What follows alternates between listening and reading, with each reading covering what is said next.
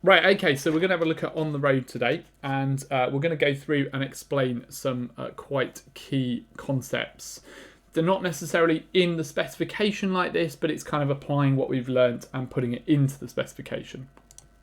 So, if we have a quick look at the PowerPoint, here are our three objectives that we're going to try and cover. So, why are passengers thrown outwards when we go round corners? Describe the forces involved when going over a humpback bridge, and identify the forces involved on a banked track. So, three concepts that we need to try and cover. We'll go through them, and this is quite important to understand how to construct these equations that go with it. Okay, so Humpback Bridge. There's one quite near to school. This is the only picture I could find of one. They're a bridge that has a ridge in the centre. Okay, so this is a humpback bridge. Okay, so it kind of probably has some struts. It's probably going over some sort of water in the centre. And if you drive your car over it, then you will, if you go fast enough, you'll leave the road. And what we're going to learn today is what speed that is to leave the road. Okay, so that's our aim of this little task here, is how fast can you go without leaving the road, or what is the limit at the point where you would leave the road. So let's just get rid of those struts in the centre. Okay, so we've got a car, and that car would leave the road at the peak of the bridge, and we're going to put our forces on. So we've got a downward force, which we're going to call mg because it is our weight. We've got a forward velocity, which is obviously not a force, but we're going to put it on anyway, and that forward velocity will give us our circular motion. And we have the force of the bridge on the car, which we'll call the support force. Now, it's important to note that even though this isn't a full circle, it still will follow circular motion, because there will be a point at the centre where there is a point to the sort of circle, which means we can call this distance our radius r. So we've got the weight acting vertically downwards. We've got the velocity of the car acting to the right, because the car has come up here and moved across. And we've got the support force, which is the force of the bridge on the car. Okay. So that's our setup of our kind of calculation. Now, the centripetal force, remember we learnt this last time, but the centripetal force always acts towards the centre of the circle.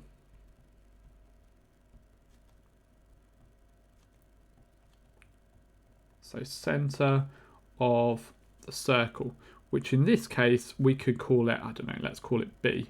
So it's always going to act to this point B. Now I'm going to rub this out so you can still see it on the PowerPoint, because we can work out what that centripetal force is going to be. So the force is going to be the difference between, let's just draw this again, we've got mg acting down, we've got our weight acting down, and we have got the support force acting up. So my centripetal force is in fact going to be acting downwards, so it will be mg, because that's going to be bigger, minus s. So that centripetal force is mg minus s, my support force. And we also know that that centripetal force is equal to mv squared over r. So we can therefore say that mg minus s is equal to mv squared over r. And remember, we know that v, because we know that that car is moving to the right. Okay, so we've got that equation.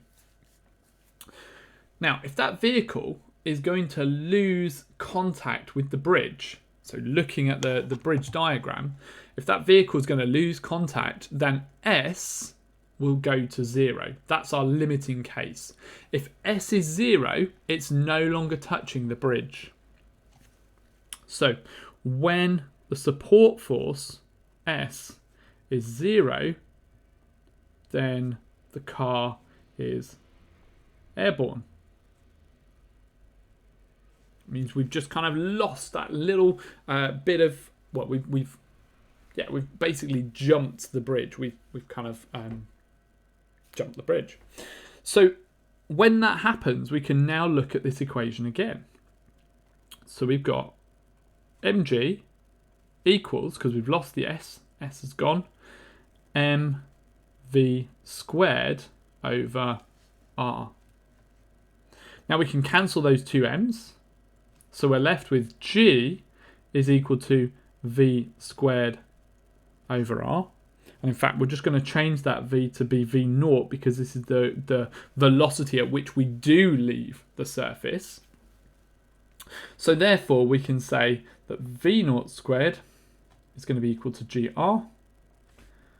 So v naught is going to be equal to root gr. Okay, so that's our first sort of idea. Let's do a question to test this and make sure it's made sense. So if the radius of curvature of my bridge is 5 meters, what is v naught? So how fast can I go across that bridge without, or at the point where I'm going to leave the bridge? What's my maximum speed?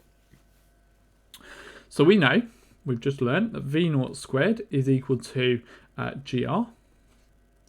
So v naught is going to be root of 9.81, which is my g, multiplied by r, which is 5.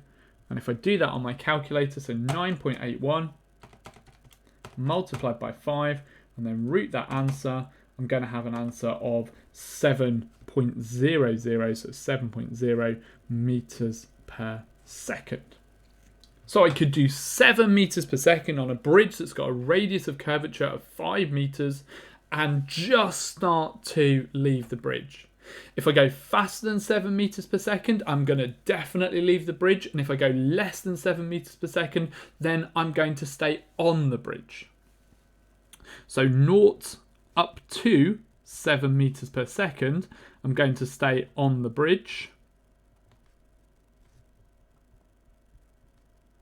7 meters per second is kind of my limiting value, because beyond that, so if I go any value greater than 7 meters per second, then I am going to leave the bridge or jump over the bridge. So that's my limiting case. And we know that because that's v naught, and we know that because s goes to 0 at the point where you leave the bridge. Okay, so first example, we've covered it, hopefully. Okay, so let's do another question. Let's make sure we are able to do these. So it says, if I approach a humpback bridge in my car at 70 kilometers per hour,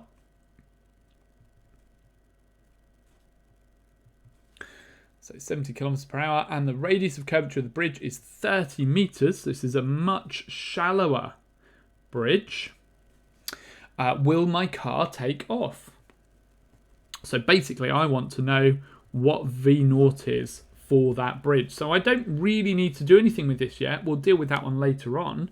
We just want to work out what is the value at which I will leave the bridge. So we have mg is equal to mv squared v naught squared over r. Cancel those m's again, so we can say that v naught squared is equal to g times r. Well, that's going to be 9.81 multiplied by 30. And in fact, let's cheat. Let's put the square root over that as well. That's a terrible square root, which will give us v naught. And we do that calculation, and we end up with that idea that 9.81 multiplied by 30 square rooted will give us an answer of 17.2. meters per second. So we can go much faster on this humpback bridge because it's a much shallower humpback bridge. But what is my value of v? Well, v at the moment is 70 kilometers per hour. So that is 70,000 meters per hour, which is going to be 70,000 divided by the number of seconds in an hour. Oh, sorry, it's a bit high up. Number of seconds in an hour, which is going to be 60 times 60. So 3,600.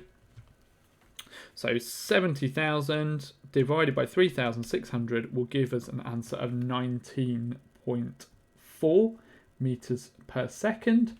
So will it leave the bridge? Yes, it will. So yes, it will leave the bridge. Why? Because V is greater than V0. And that's it. That's the kind of question you could expect to see in sort of the real exams to go with it. Okay, so let's go on to example 2 here, how we can use circular motion on the road in another way. And in this case, we are going to talk about a roundabout. Let's see if I can do this. Did have a go at this yesterday, but let's see whether I can actually draw a roundabout freehand. So we'll have 3 junctions on our roundabout. Hopefully you guys have started driving, so you know what a roundabout is like. This is quite a complicated roundabout. It's got 3 lanes on the roundabout, which seems one too many to me, but it will do.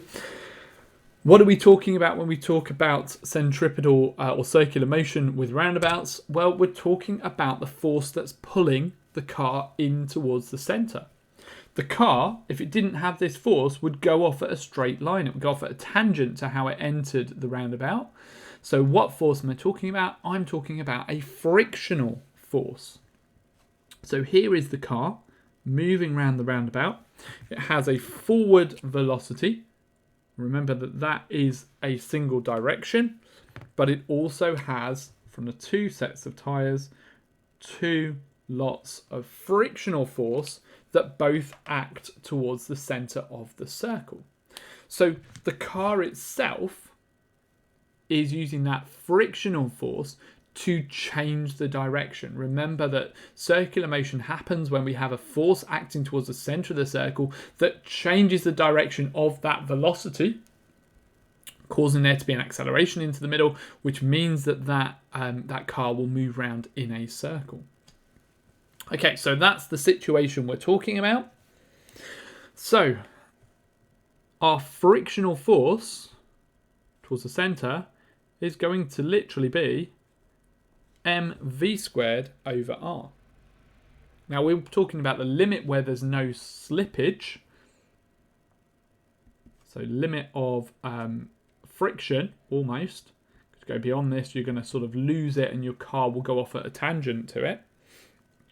We'll call that F0. So F0 is equal to mv0 squared over r. Because remember, the mass is not going to change as you're going around a corner, and the radius of curvature is not going to change unless you're pulling your steering wheel tighter or shallower. You're still going to follow that same route round the roundabout. So r and m are going to stay constant, and only v is going to change. So it's v that's going to give us our maximal speed before we lose that frictional force. Now we're going to use a little maths trick here that hopefully you've come across, where we're going to say the frictional force can also be equal to this symbol mu times by the mass times by the gravity. So it's mu times by the weight, and mu is the coefficient of friction. So that means that it is a number between 0 and 1. Okay, 0 having no friction and 1 having the maximal friction, and any number between those two is what mu can be. So it's this idea of a coefficient of friction. And hopefully, like I say, you've come across that before in your maths. So we've got two equations for F now. Let's try and bring them together. So we've got the idea of mv0 squared over r, which is our centripetal force equation. And we've got the idea of mu mg, which is our frictional force equation. So let's deal with cancellations. We can take the two m's out. So we're left with v0 squared over r is equal to mu g. So that means I can say that v0 squared is equal to mu times by g times by r. Just get rid of this bit down here. So v0 is equal to root of mu g r. So v0, the maximal speed that you can go around this roundabout without losing that frictional contact, is equal to the square root of the frictional coefficient, so how sticky the surface is, where 0 is not sticky at all, and that's like ice, and 1 is the stickiest thing you can sort of imagine because of loads of friction, multiplied by the gravitational field strength, multiplied by the radius of curvature. So it's very similar to that previous equation that we did, except this time friction is going to take a role in how much speed we can have. So we've answered that one. So let's do a question to have a go at this. So it's v0 is root mu gr. What is the maximum speed at which a car can travel around a banked corner and not slip if the road is rough and it has a coefficient of friction? So our mu is 0.55. It has a radius of curvature of 50 meters, so quite a big roundabout. And the road is also banked. I'm going to ignore the banking for the moment. Let's get rid of that. Let's just deal with mu and r to start off with. So what is v0? Because we'll come back to banking in a moment. So we'll go back to our equations that we know. So v0 is root mu g r. So we're going to go for root of 0.55 multiplied by 9.81 multiplied by 50. So calculate again. 0.55 multiplied by 9.81 multiplied by 50. Always make sure you put everything in correctly. Then square root that answer, and we end up with 16.4 meters per second. So if you go faster than 16.4 meters per second, you're going to slide off the roundabout. If you go slower than 16.4 meters per second, you're going to stick to the roundabout. So this is quite important to help you be able to go round roundabouts at the correct speed. Okay, so we've covered two so far. We've talked about going over humpback bridges and making sure we know the maximum speed to go over the bridge itself. And we've talked about going round a roundabout and making sure we know the maximum speed dependent upon that coefficient of friction. The higher the friction, probably, the higher the friction, the faster you can go around the corner. So this is why if you're talking about Formula 1 or you're talking about racing cars, if you want to go fast around a corner, you're going to have sticky tyres. And sticky tyres will give you a higher coefficient of friction, which means you can go at a higher speed around the corner. Okay, right. So we've covered that. The last one we're going to cover today is related to this one. It's all about a banked track. Now I put a picture up here, but I am still going to draw it because I think this is quite complex. What we've got to imagine is we've got a car going round a banked corner. Now banked just means that it has an angle of attack, and this angle of attack actually allows you to go round the corner faster than if the corner was flat, and we'll look at why this is in a second. So we're kind of going back to some of the year one work here where we have to work out objects on a slope. So this time we're going to have, we'll have two lots of tyres. So looking a bit like that. I think we'll make it a Formula 1 car, a bit more interesting. Bit of a terrible Formula 1 car. But anyway, we've got a Formula 1 car, and we need to look at the forces involved in this. Well, the first force is the most straightforward, because from the centre of the car acting downwards, we know we have its weight. We also know that there is a centripetal force towards the centre of our circle. So remember that this is going round on a bank, and there would still be a force acting towards the middle. And we also have normal contact forces that are at right angles to the surface it's on. So remember, you've got the force of the road on the tyres, and those normal contact forces act at 90 degrees to that surface. Now, if we want to, in fact, they'll probably act from over here, but if we want to look at the angle at which those normal contact forces are, then that angle there, in the same way that we've done with other slopes, is going to be equal to theta. So we've got theta on these angles, which is the same as the theta of the slope, and we've got the weight acting downwards, and we've got centripetal force acting inwards. So where's this centripetal force coming from? Well, let's decompose. In fact, let's go a bit. Let's zoom in a little bit here. So we've still got this idea. We'll look at one of the wheels for a moment. We've got our vertical force, or vertical part there. We also have our normal force, which is acting at right angles to the surface itself, which in fact we'll call these, let's get the right way around, we'll call that N1 and that one N2. So this could be N2. We know that this angle is theta, so we can decompose this into a horizontal component and a vertical component, which obviously we've done before. So we've got X and Y. So X would obviously be N2, so this N2 opposite the angle, it's not touching it, so it must be sine theta, and then Y will be N2 cosine theta. So now we've got our components, and obviously it'll be the same for N1 as well, because we have a component acting inwards. So the two X components can add together to give us our centripetal force acting inwards, and our two Y components are going to counterbalance our weight acting downwards. So we can now resolve these forces into their horizontal and vertical parts. Let's start with the horizontal parts. We have N1 plus N2.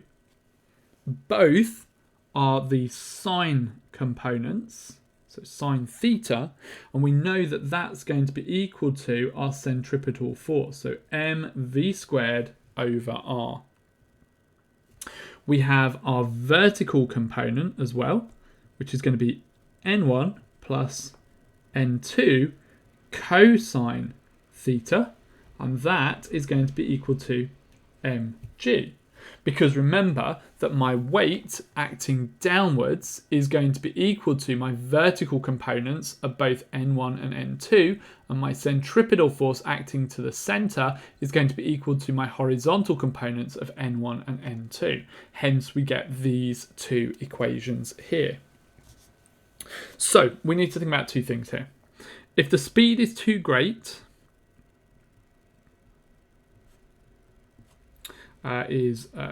greater, and we'll call it V0 again, than V0, the car will slip. So it would slip down the banking, and also we need to remember that the components of the normal forces is equal to the centripetal force, which is acting towards the centre. So let's do something with this, because, you know, at the moment we've got two equations there that are not really going to do too much for us. So we'll take our information that we've got and we're going to use one of those mathematical tricks that hopefully you've used before. And it's a really straightforward one. It's that tan theta is equal to sine theta over cosine theta. So that means we can say that n1 plus n2 sine theta, which remember is our horizontal component, divided by n1 plus n2 cosine theta, which is our vertical component, is going to be equal to mv squared over, so it's mv squared over r, which we know, and we also know from the bottom here that this is mg, so it's going to be mv squared over mgr.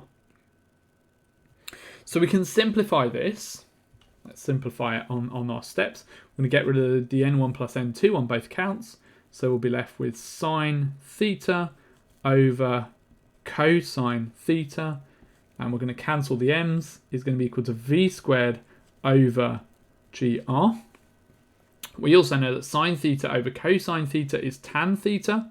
So tan theta is going to be equal to v squared over gr.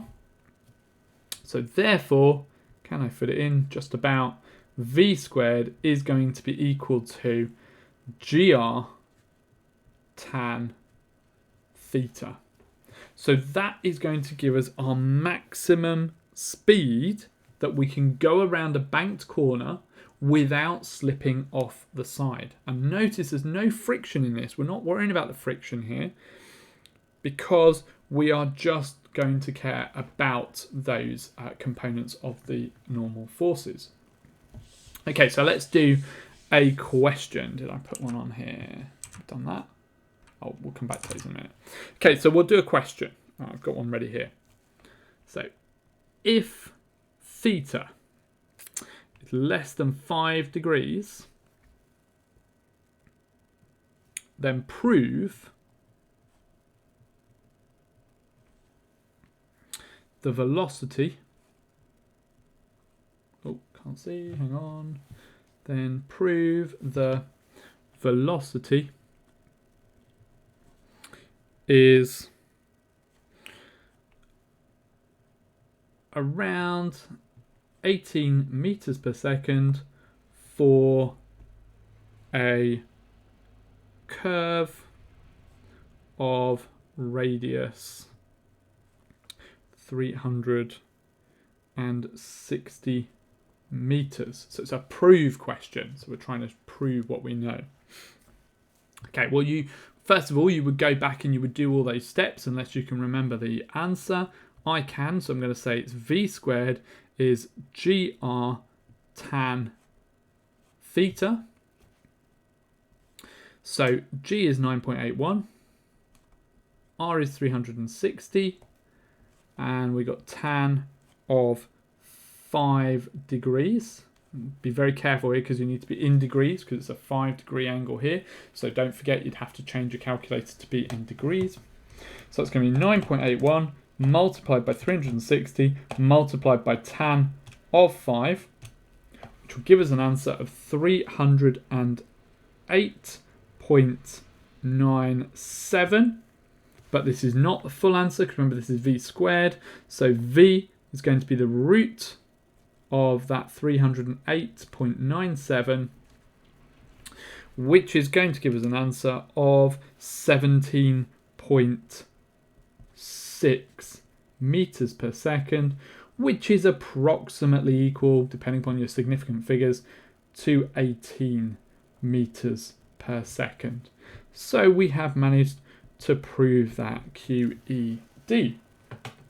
So there we go. We've looked at 3 different examples to consider on the road, the different ways in which centripetal forces can happen. We've looked at systems where we've got humpback bridges and what the minimum speed would be in order to not lose the surface, for that support force to not go to zero. We've got a roundabout where we've looked at the maximum speed you can go around it depending upon the friction. Remember that friction is that mu value.